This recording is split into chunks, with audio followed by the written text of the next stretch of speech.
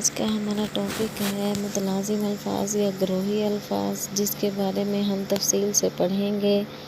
متلازم الفاظ کہتے کس کو ہیں، ہم آپ کو آج کی اس ویڈیو میں تفصیل سے بتائیں گے۔ بہت ہی آسان لفظوں میں ہم آپ کے لیے لے کر آئے ہیں آج کی یہ ویڈیو، تاکہ آپ کو یہ ٹاپک آسانی سے سمجھ میں آ جائے۔ لیکن اس سے پہلے جلدی سے میرے چینل کو سبسکرائب کریں، ویڈیو کو اینڈ تک ضرور دیکھیے گا، لائک اور شیئر کرنا مت بھولیے گا۔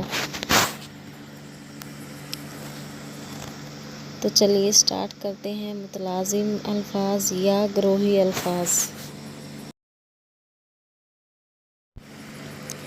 متلازم الفاظ یا گروہی الفاظ ایسے الفاظ جن کو زبان پر لاتے ہی ان سے متعلق اور بہت سے الفاظ ذہن میں آ جائیں، اسے متلازم یا گروہی الفاظ کہتے ہیں۔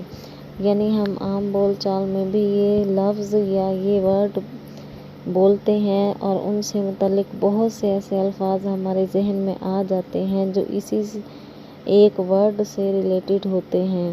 مثال کے طور پر جیسا کہ نیچے ایگزامپل میں دیا گیا ہے، باغ کے ساتھ ہے درخت، پودے، کانٹے، شاخیں، پتے، پھل، پھول، گھاس، پرندے وغیرہ۔ اسی طرح آگے اسکول ہے،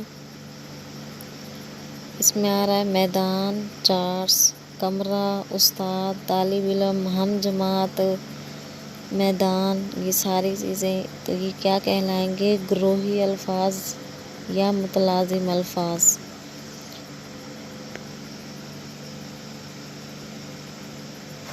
ایسے ہی اس کی اور بہت سی ایسی مثالیں ہیں جن کو ہم روزمرہ اپنی روٹین میں بھی دیکھتے ہیں اور یہ الفاظ ہمارے سامنے بھی آتے ہیں، جو کہ متلازم الفاظ کہلاتے ہیں۔